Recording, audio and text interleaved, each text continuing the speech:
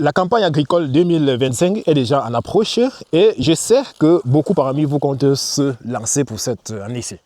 Alors, si tu as déjà mobilisé ton espace, c'est-à-dire ton terrain, et actuellement tu es en train de mobiliser les fonds et en train de réfléchir comment te lancer pour cette campagne 2025, c'est très bien. Je t'encourage dans cette lancée-là et je peux même te conseiller une culture comme le fruit de la passion, dans laquelle tu peux te lancer. Mais avant de te lancer dans quoi que ce soit, pour cette campagne agricole, voici les 4 niveaux de déception que tu vas traverser. Voilà, je tiens à donner ce niveau de déception parce que ce sont des étapes que tout le monde, je dis bien tout le monde, traverse tout au long du parcours.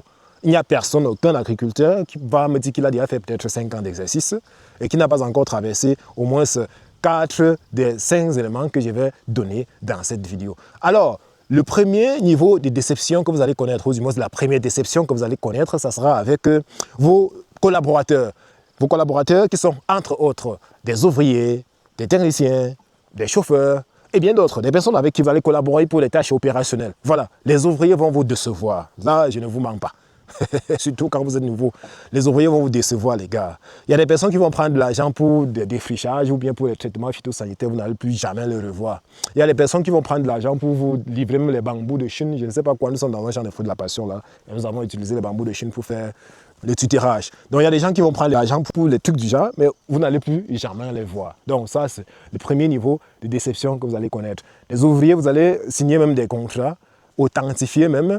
Vous allez aménager des cabanes pour les mettre. Un beau matin, on va vous dire que telle personne a disparu, telle personne a disparu. Ou bien si vous avez juste un ouvrier, un beau matin, vous allez appeler, il ne va plus vous décrocher. Il a abandonné l'exploitation, il est parti. Ça, c'est des choses qui arrivent à presque tout le monde. Donc certains qui délèguent des travaux en tâches et consorts vont déléguer des travaux, les ouvriers vont prendre de l'argent, les produits, aller laisser au champ et partir. Ça va arriver. Même si vous êtes en activité et que ça fait 5 ans que vous n'avez pas connu ce genre de situation, déjà, bravo à vous, vous avez de la chance. Mais sachez qu'un jour, certainement les personnes avec qui vous travaillez sont loyales. Un jour, ces personnes seront empêchées ou bien ne vont plus travailler avec vous. Vous serez appelé à tester d'autres catégories de personnes. Si vous avez donc la malchance, vous allez tomber sur la catégorie de personnes que je viens de citer. Du coup, vous allez confirmer ce que je viens de dire là. Ça, c'est le premier niveau de déception que vous allez traverser. Le deuxième niveau est d'ordre climatique. Voilà, nous savons tous qu'à une période, bon, pour ceux qui sont au Cameroun surtout, à partir du mois de mars, mi-mars, les pluies sont généralement de retour. Et tous ceux qui sont en train de se préparer maintenant se préparent beaucoup plus pour mars, du moins à partir de mars. Voilà, et donc, il y a certains qui vont se préparer. Et lorsque les pluies seront effectivement de retour en mi-mars, ils vont mettre les plants en champ. Une semaine, 2 semaines, 1 mois, les pluies seront là. Sauf qu'un beau matin, ils vont se réveiller là, le ciel sera bleu.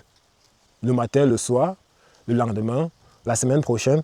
Et durant tout le mois, le ciel sera bleu et donc sans aucune goutte de pluie. Les plants déjà étant en champ, parce qu'on a déjà eu à dépenser pour acheter les plants, pour acheter les fientes, pour faire des tâches opérationnelles telles que la trouaison, l'ensemencement ou bien la transplantation et bien d'autres. Étant déjà à ce niveau, il n'y aura plus moyen de faire rétropédalage ou bien d'abandonner. On sera donc obligé de faire recours à des fonds qu'on n'avait pas envisagés pour faire ce que j'appelle ici une irrigation précoce ou bien une irrigation ponctuelle. Ceci dans le but juste de sauver les plantes durant cette petite saison sèche.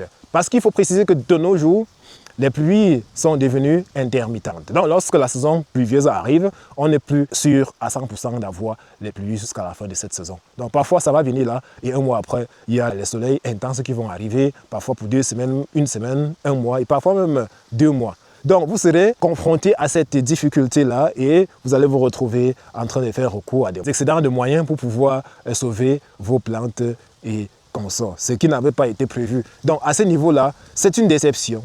C'est une déception. Et donc, c'est cette déception climatique que vous allez connaître. Donc, ça peut être la sécheresse comme ça peut être aussi des pluies intenses. Donc, de même que le soleil peut venir dévaster vos plantations, les fortes pluies peuvent faire pareil.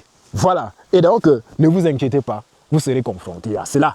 Vous serez confronté à cela. Mais je vais quand même vous donner quelques techniques à la fin, là, ou bien dans une autre vidéo, si je trouve que celle-ci est plus longue, pour pouvoir limiter, juste limiter les risques ou bien l'impact de ces différentes déceptions. Parce qu'on ne peut pas les éviter à 100%. On peut juste trouver un moyen de limiter. Vous savez, lorsqu'on est en route pour rouler, on ne peut pas éviter un accident à 100%. On peut juste trouver un moyen de limiter ou bien d'éviter à un certain niveau, en limitant par exemple la vitesse, je ne sais pas trop, en étant vigilant et qu'on sort. Bon, sauf que vous pouvez limiter la vitesse, être vigilant et quelqu'un sort par derrière et vous prend. Vous voyez donc qu'à 100%, on ne peut pas éviter. Donc, pour dire qu'il y a beaucoup de ces facteurs de déception-là qui ne vont pas dépendre de vous. Donc, peu importe ce que vous allez mobiliser comme moyen de précaution et autres, beaucoup de ces facteurs-là vont venir extérieurement ou bien indépendamment de vous. Voilà, ça c'est le deuxième niveau de déception. Alors, le troisième niveau sera au niveau de la rentabilité ou bien du rendement. Voilà. Il y a certains qui se sont lancés ou bien qui sont en train de se lancer dans le fruit de la passion parce qu'on leur a dit qu'un hectare donnait ou bien procurait 15 tonnes, 20 tonnes par an. Il y a certains qui se lancent à l'intérieur uniquement pour ce chiffre-là, 15 à 20 tonnes de fruits de la passion par an. C'est ça qu'on va chercher. Et donc, lorsque vous allez vous lancer, pour certains ou bien pour la plupart, vous allez vous retrouver en train, si vous avez trop fait, en train de récolter 10 tonnes à l'hectare. Ça va arriver, ça va arriver. C'est ce qui arrive lorsque il y a certains paramètres qu'on ne prend pas en considération. Donc, lorsque vous ne prenez pas certains paramètres en considération, vous allez vous retrouver en train d'être déçu en ce qui concerne le rendement. Donc, ne vous inquiétez pas, surtout pour ceux qui ne sont pas vigilants, vous allez tomber dans ces pièges-là. Il faut savoir que comme vous récoltez 2 tonnes au lieu de peut-être 15 à 20 tonnes, ça n'exclut pas que d'aucuns sont en train de récolter les 20 et les 25 tonnes à l'hectare. Ça arrive très bien. C'est juste que parce qu'on est nouveau, il y a des pièges dans lesquels les nouveaux ne manquent jamais de tomber. Surtout les nouveaux qui oublient qu'il y a des personnes qui sont là avant eux. Donc lorsque vous arrivez dans un domaine et vous oubliez qu'il y a des personnes qui sont là avant vous, forcément vous allez tomber dans beaucoup et surtout beaucoup de pièges. Donc quand vous arrivez dans un domaine, la meilleure chose à faire c'est de prendre conseil les gars. Nous sommes en Afrique et du coup nous ne sommes pas évolués ou bien développés à un certain niveau. Du coup la connaissance on ne peut pas trop la cacher. Oui, on ne la cache pas. On peut peut-être monétiser la connaissance en Afrique, mais on ne la cache pas. Nous, par exemple, nous faisons le fruit de la passion avec des récoltes de 1000 fruits par plant. Ça, c'est une technique que nous avons développée nous-mêmes. On récolte désormais 800 000 fruits par plant. Bon, la technique, on ne peut pas seulement la donner comme ça. Mais cela ne voudrait pas dire qu'on cache si vous la payez, parce que c'est quelque chose qu'on a pris le temps de travailler, d'expérimenter et de dépenser pour ça.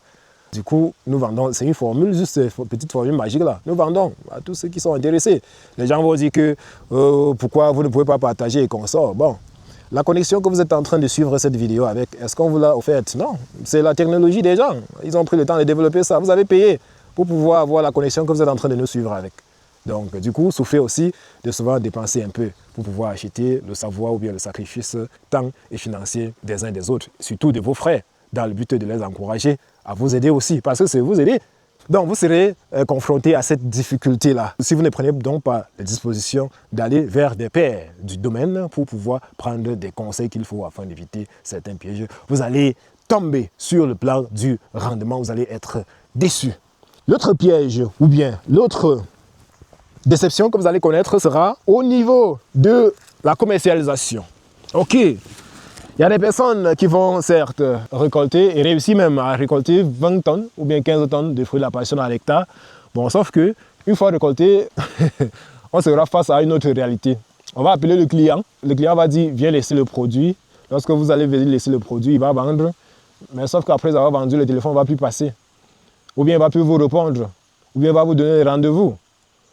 Ou bien même après avoir récolté, son numéro ne va plus passer. Du coup, vous serez bloqué avec les fruits avec vous. Bon, à ce niveau, vous serez confronté à cette difficulté que j'appelle la commercialisation. Donc, vous pouvez même réussir à avoir des personnes loyales, avoir des collaborateurs qui vont travailler de façon sereine et sérieuse.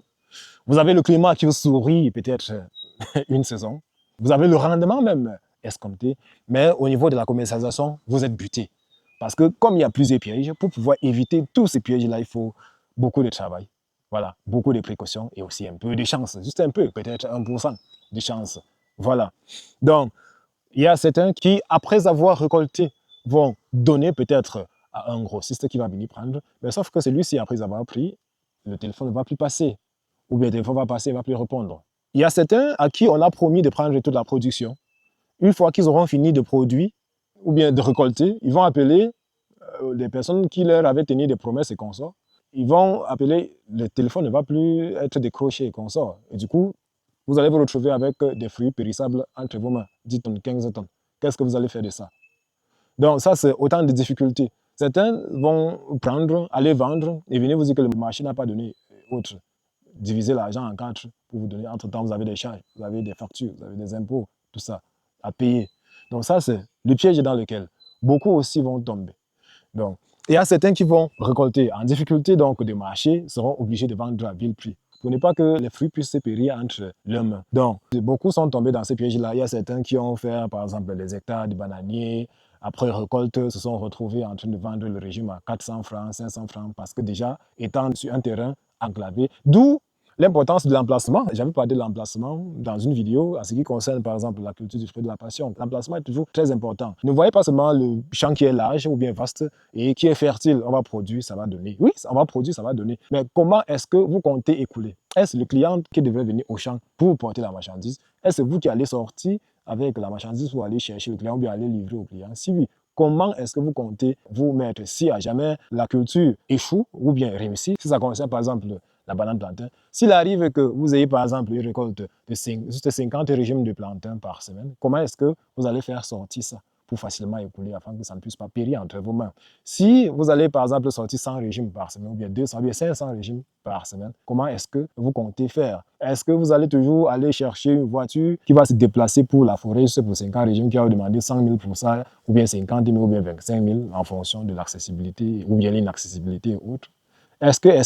Donc, l'emplacement ici va beaucoup jouer une fois que vous aurez le produit. Oui, c'est à ce niveau que vous allez comprendre l'importance de l'emplacement et de l'accessibilité. Parce que parfois, on a des terrains qui sont dans des zones inaccessibles, mais on dit qu'il n'y a pas de souci. Quand on a déjà poussé la voiture jusqu'à faire entrer, par exemple, les semences en champ, avec les fientes, il n'y a pas de souci, on se dit que les ouvriers vivent déjà au champ et le tout est joué. Bon, sauf qu'un beau matin, lorsque viendra le moment de faire des récoltes, les récoltes sont toujours beaucoup plus nombreuses que des semences ou bien des intrants mis au champ. C'est donc à ce niveau que le challenge ou bien les défis deviendront plus grands. Qu'est-ce qu'on va faire à ce niveau-là? Et donc, vous allez vous retrouver avec la matière, l'or tant cherché, l'or vert, l'or violet, l'or blanc, comme beaucoup ont l'habitude de citer en ce qui concerne les différentes cultures. Mais il n'y aura pas moyen de pouvoir écouler cet or à cause d'un problème de route. Il y a des plantations où pour accéder, surtout en saison pluvieuse, il faut faire 5 jours en route à pousser la voiture. Et du coup, une fois qu'on a mis les semences en champ, on se dit que c'est fini. Non, c'est plus compliqué quand il faut faire sortir les productions. Parce que la semence peut faire une semaine en route, il n'y a pas de souci, on en prend soin. Mais la production, les fruits, ne peuvent pas faire une semaine pour sortir de la brousse pour la métropole. Parfois, ça arrive à la métropole avant qu'on expédie dans des villes. Oui, ça devient plus compliqué à ce niveau. D'où l'importance de l'emplacement. C'est très important. Alors, l'ensemble des pièges dont je viens de vous citer, à savoir les collaborateurs qui vont vous trahir, le climat qui va vous décevoir, le rendement qui ne sera pas toujours au top et la commercialisation qui ne sera pas toujours ce qu'on avait escompté au départ. Pour donc éviter de tomber dans tous ces pièges-là, c'est vrai qu'il y en a encore plusieurs, mais ce que je vous ai donné là, ce sont des pièges en quelque sorte phares. Je précise que ces éléments ne sont pas exhaustifs. En plus de ça, il y en a encore plusieurs. Je prendrai la peine de pouvoir les donner dans des prochaines capsules. Mais avant cela, je vais vous donner quand même des secrets pour pouvoir éviter que la déception soit flagrante ou bien pour éviter l'impact des différentes déceptions dont je viens de vous citer. Alors, l'élément phare pour pouvoir éviter, c'est juste de travailler avec des spécialistes du domaine.